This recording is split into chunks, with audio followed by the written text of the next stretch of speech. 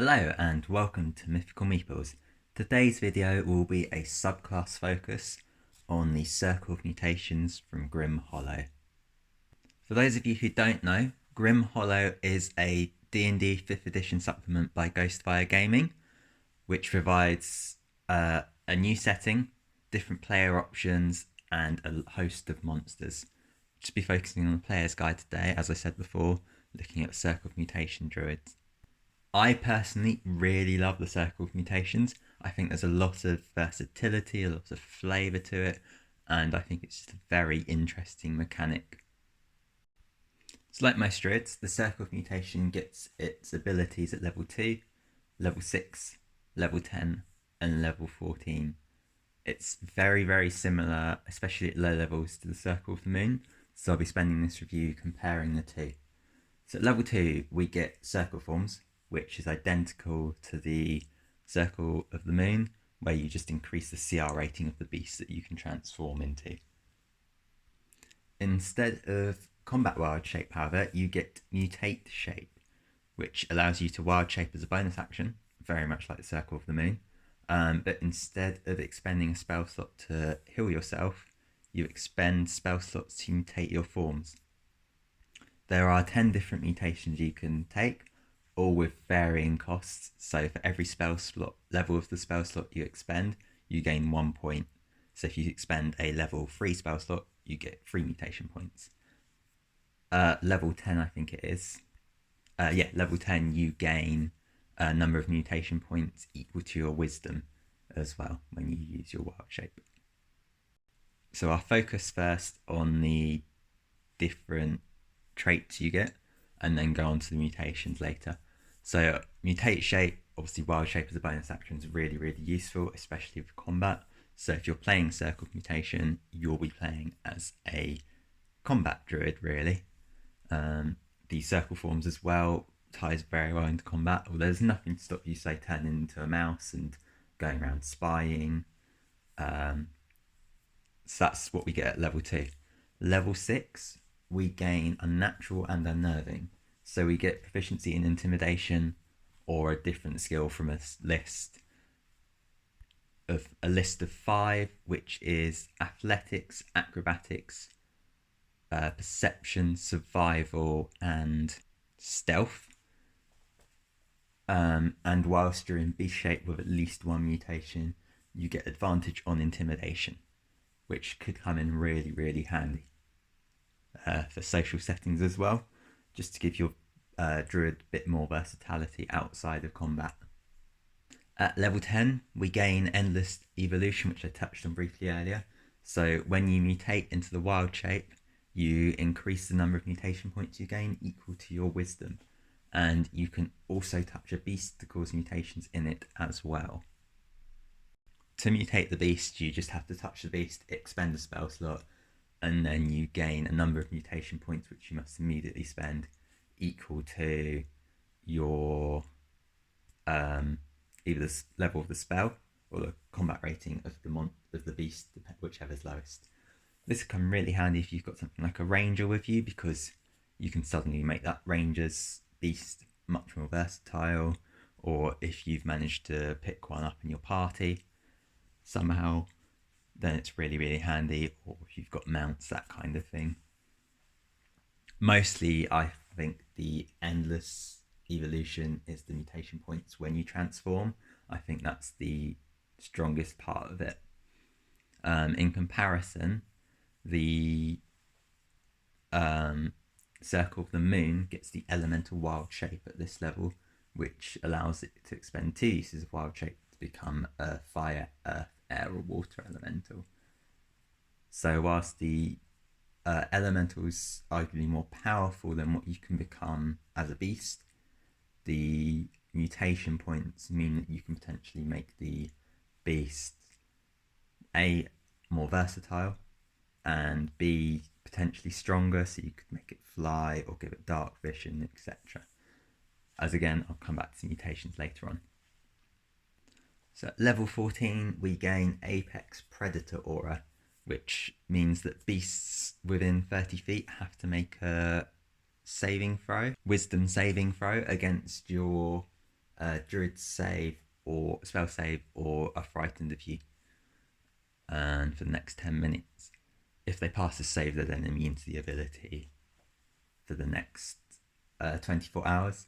You can also use your action once per long rest to mean you can affect all creatures of your choice. I feel like most of the time this ability will be sort of social role-playing side, but it could come up if you need to suddenly being swarmed and want to frighten something in combat, or if your campaign is very beast focused and you're spending a lot of time in the wild, because it may just mean you're not being attacked so much. In contrast, Circle of the Moon gets 1,000 forms, which means they can alter self at will, which again, that's more of a social spell, because you can, although it does have combat abilities as well, so you can change appearance. So in terms of gameplay, Circle of Mutation, if you've been looking at Circle of the Moon, you might consider Circle of Mutations alternative.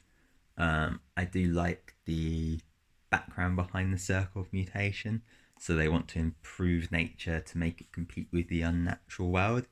So you've sort of got the darker side of the Druids in a sense as well, which I think would be really interesting to roleplay.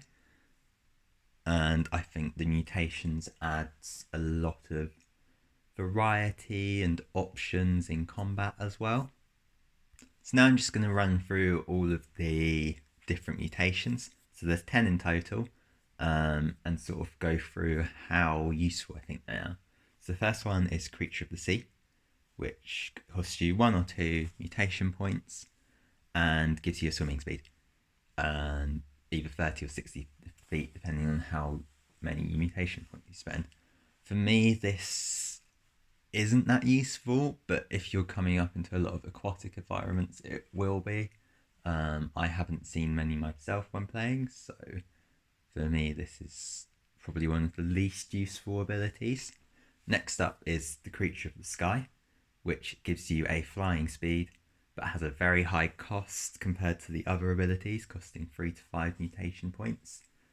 So you can either give yourself a flying speed of 30 feet or 60 feet. I think this one's really, really useful. You come up against a flying creature and you can actually, obviously as a druid, you still have options because you've genuinely got range spells, but it's really handy for that ability to go after flying creatures such as dragons, which will often just stay in the air. Potentially you could bring them down or get them down to your melee based people such as the barbarians or the paladins who can't hit them when they're flying. Obviously it's less useful underground because sometimes you won't be able to fly. So next mutation is Dark Vision, which costs you 1 mutation point and gives you 60 feet of dark vision. This I find really handy. I've just been in a campaign as a player where I didn't have dark vision, and running through a dungeon when you can't see is not fun. And it's only 1 mutation point. Dark vision does seem to come up fairly often. It's a really useful attribute to have. So I find this one really useful. So the 4th mutation costs 4 mutation points. It's got quite a high cost relative to the others, and gives you 30 feet of blind sight when you're not deafened. This is really, really useful sort of at higher levels when you're going to come up against invisible creatures and illusions and spellcasters that might be disrupting your team, because it allows you to counter that and perhaps break the concentration of said spellcasters. The 5th mutation, again something that's not going to come up very low levels, is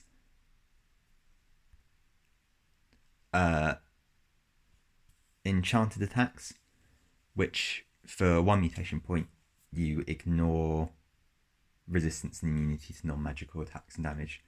So as you level up, reach sort of level 5 and upwards, I generally find a lot more creatures have resistance or to non-magical attacks and damage. So elementals, some undead, you've got devils, demons, those kind of things, depending which way your campaign's going. And it really hurts marshals that can't overcome this resistance. So being able to do this is really, really useful. It's also something that Circle of the Moon gets at level 6, just built in, so they always do this, but for 1 mutation point, it's not much of a cost to be able to do so. So next up is Enlarge, which you can expend 1 or 3 mutation points to make yourself larger by 1 or 2 sizes respectively. So it's interesting concept, and I think it's something you might have to talk to your DM about to see how it affects your hit points and attack damage, because usually when creatures increase in size, they increase, or monsters and beasts and things like that, when they increase in size, increase the size of their hit die. So it might be something worth speaking to your DM about, because it's sort of hard to judge how useful it will be otherwise. Really useful for grappling. So if you make yourself really big and you want to grapple something, like the dragon or something like that, could be really, really handy. I'm also going to talk about Reduce now, because this is the inverse of Enlarge, where you make yourself smaller by 1 or 2 sizes for 1 or 3 mutation points respectively. So it could be really useful for sending in like a tiny bear into a big dungeon to pull open the door.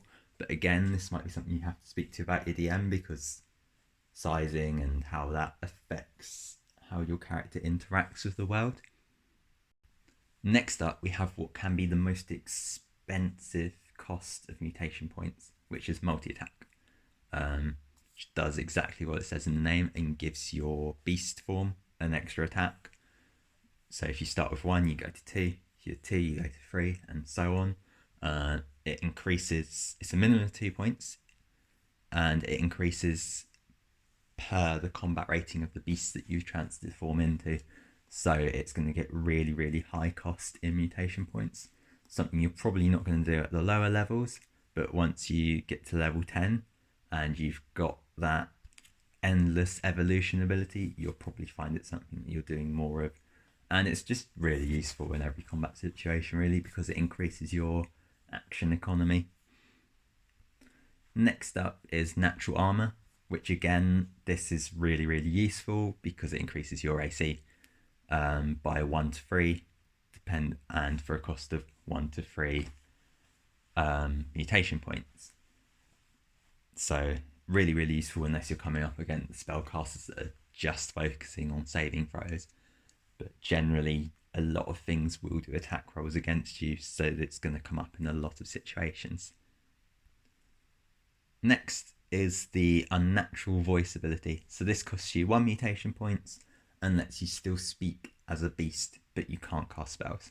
So again, this is more useful for the role-playing side of things, and also for communicating with your team. I think this is really handy, especially when you reach level 6 and you get the Unnatural and Unnerving ability, which gives you the proficiency in Intimidation, an advantage on Intimidation in beast shape with at least 1 mutation, which the Unnatural Voice is.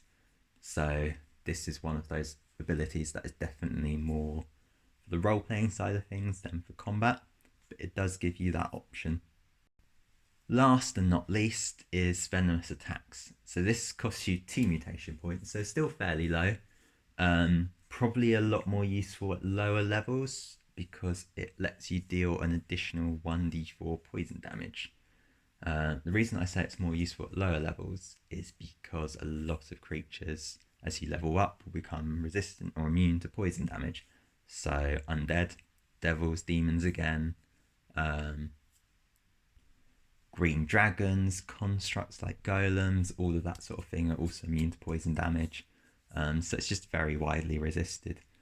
But that said, it could come really handy with the multi-attack ability mutation, which, so instead of just doing what extra 1d4, if you land 2 hits, you're doing 2d4, or 3 hits, you're doing 3d4 in total. So it will add up a lot more with that multi-attack ability. So overall, I really, really like the Circle of Mutations Druid. It's something that I want to play as a character, and I'd really like to try out all the different mutation abilities and using the wild shape and just sort of having fun with it, really. Let me know what your thoughts are in the comments below. I hope you enjoyed this video. Thank you very much for watching, and I will see you in the next one. Remember, if you want to stay up to date with me, you can follow me on Facebook, Twitter, Instagram and Reddit, and you can see more on mythicalmeeples.com, where you can also become a member, or you can support me on Patreon. Thank you again for watching. See you next time.